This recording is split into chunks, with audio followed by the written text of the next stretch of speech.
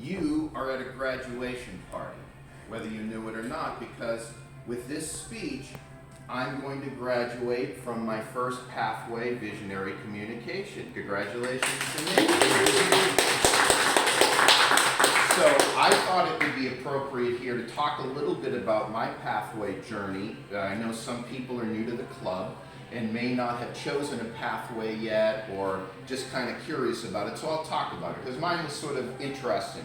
I didn't rush to get it done, but some people might have a different approach to it. I look at it like this. We have a lifetime, and in this lifetime we have many types of events that affect us. Some are short-term fleeting events, a passing glance of somebody on the street that evokes an emotion in us. Maybe a short duration, like a dinner party or going to the museum. Those have a pretty easy, finite ending to them, beginning and ending in a short period. But then there are these things, like pathways, that can be as long or as short as you really want them to be. But they have somewhat of a life cycle to them.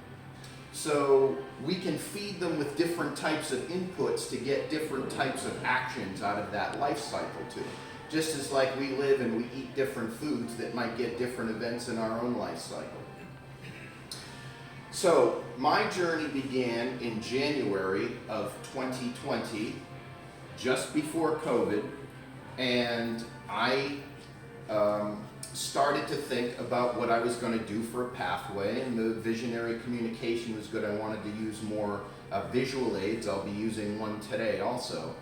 But what I want to share with you is what were these inputs to this life cycle that I used, and what might help you as you go about a journey into it. Well, one is find out about what interests people in your club to talk about, because an engaged audience is a big win for you. You're already halfway there because they want to listen to you. And people told me they wanted to know more about the United States. So I had many talks about things. I gave them sort of classical things like the Constitution, we the people.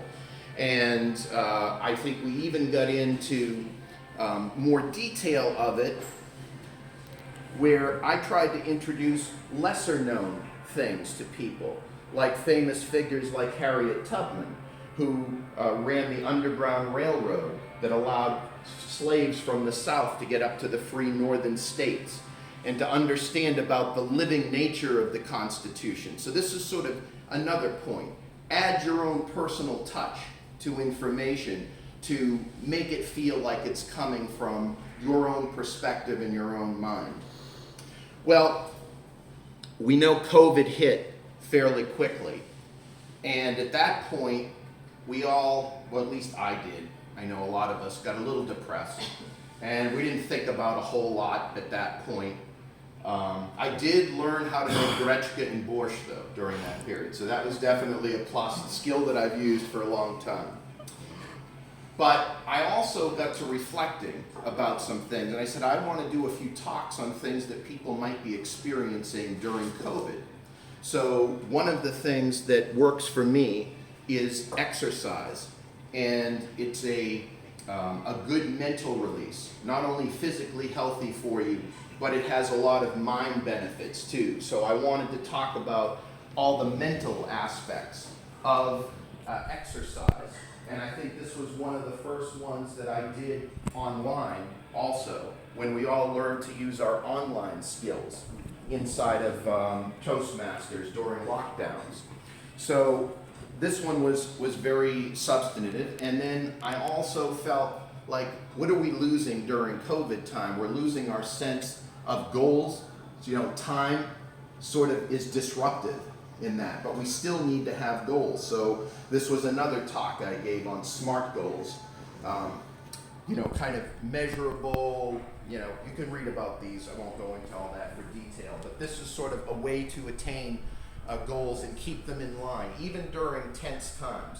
So this is sort of my next major point about it, is take advantage of the moment in which you live.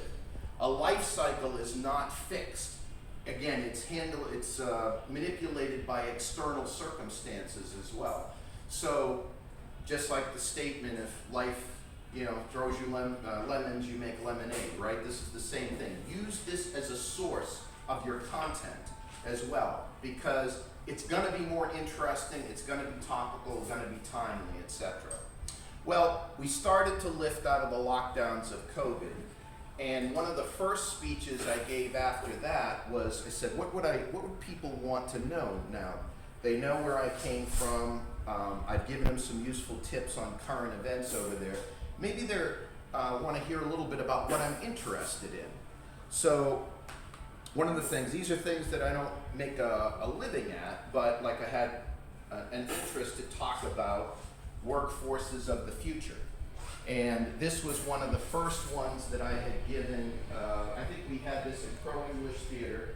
I created a huge cutout of, not a cutout, a print of this.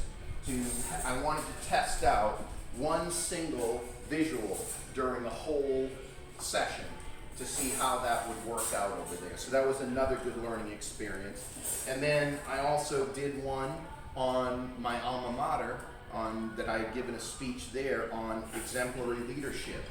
And that tells a little bit about things I'm committed to and how I like to give back. So share about yourself, what interests you.